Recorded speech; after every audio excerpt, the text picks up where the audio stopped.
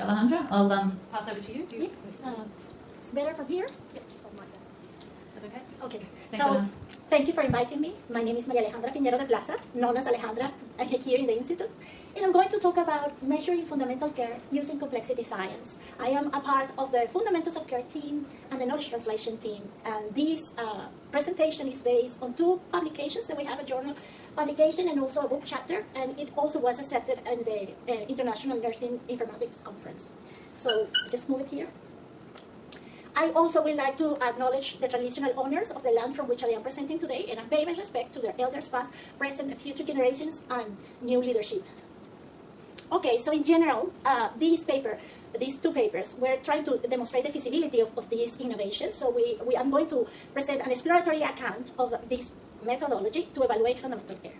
And first, let's define fundamental care. So fundamental care is defined as the care required by any one of us for survival, health, and welfare. So it sounds very fundamental and simple, but that's the thing. I sometimes think about fundamental care and think about black matter, because it's something like we know it's everywhere, but we know so little about it, how to measure, and we have physicists talking about it, but it's everywhere in every part of the universe. So why is this a methodological innovation?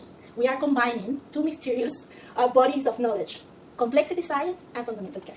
Oh, I have to say that our team is integrated by Dr. Tiff Conroy is here, Miss Alexandra Matt. We also have used to have a consumer co-researcher. She passed away last month, Mary Mitchell. We will see her here. And, well, of course, Alison Kinson and myself. Okay, complexity science. Sounds very complicated, isn't it? Complexity science is understanding the relationship between different factors, different components at the same time. How is this different from what we have been doing in research? We were listening before about indigenous ways to understand the world.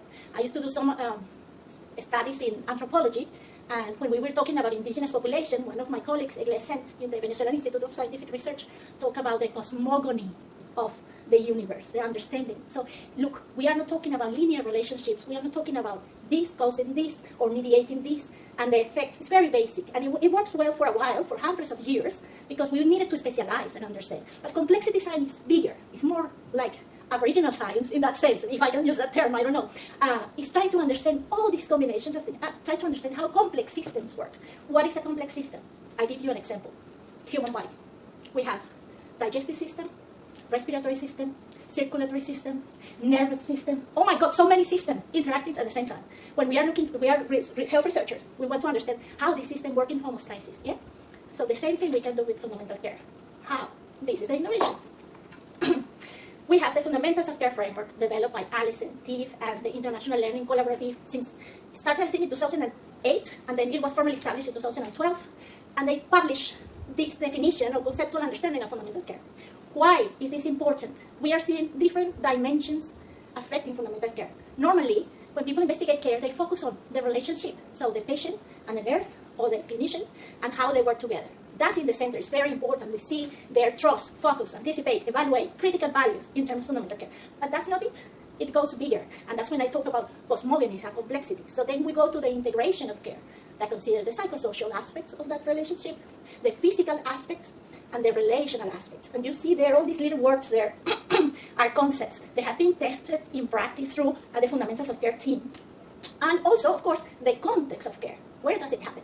In terms of system level, what resources are invested for this relationship of care to be properly established? The evaluation, the policies, all these factors should be understood in order to map out how can we improve care. So this framework has been around for a while. There is a fantastic web page of the International Learning Collaborative. I invite you to visit it, where consumers, clinicians, a lot of people around the world try to understand it, but no one has measured it before. Measure it. So that's the innovation. We decided to use the framework to capture the multidimensional interconnectivity of all these components that we talk about.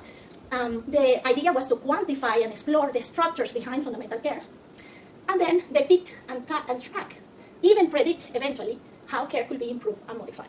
And the point of this presentation is to show you the most basic aspects of how this is possible. So this is Mary Mitchell. This was our consumer co-researcher. And if you are a viewer of ABC News and many other care and communication channels, you will know that she was very active, and she left an important legacy in terms of care, fundamental care, and also managerial implications of different institutions. So she provided a statement to the Royal Commission, she and many other people, and we decided to use the framework and to measure, combining complexity science and fundamental care, to measure this statement, to demonstrate how this methodology can be utilized. And here, I would like to have the microphone to move around and show you a little bit what is the basics of this process. So this is, oh, can I have one of those? Oh, here. Can you hear me? Oh my God. Can you hear me? Can you hear me? Turn it on. It's on, I think. No, it's green. Now it's on when it's green. Just Can you hear me? Okay. All right. So complexity science incorporates different methods and tools. We use complexity science, for instance, Google uses it to predict your search of what you're looking for. Spotify uses it to help you find the music that you are most likely to enjoy. Netflix presents you also with alternatives. How do they do that? Basic mathematics is called graph theory, also called social network analysis. We have here the framework. The framework has 38 elements, these concepts that we see inside. So we thought, how can we understand the relationship between these elements? So we use an adjacency table. Just think about an Excel spreadsheet. And we try to map out how these things connect to each other. So how do we do that? We put the 38 elements of the framework in a row, and the 38 elements again in a column. And we get a statement, the statement from Rachel, and we hear what she has to say, and we together, in team, we map out, oh look, this factor, let's assume is trust, was connected to this other factor, let's assume it was engaging with patients, this many times.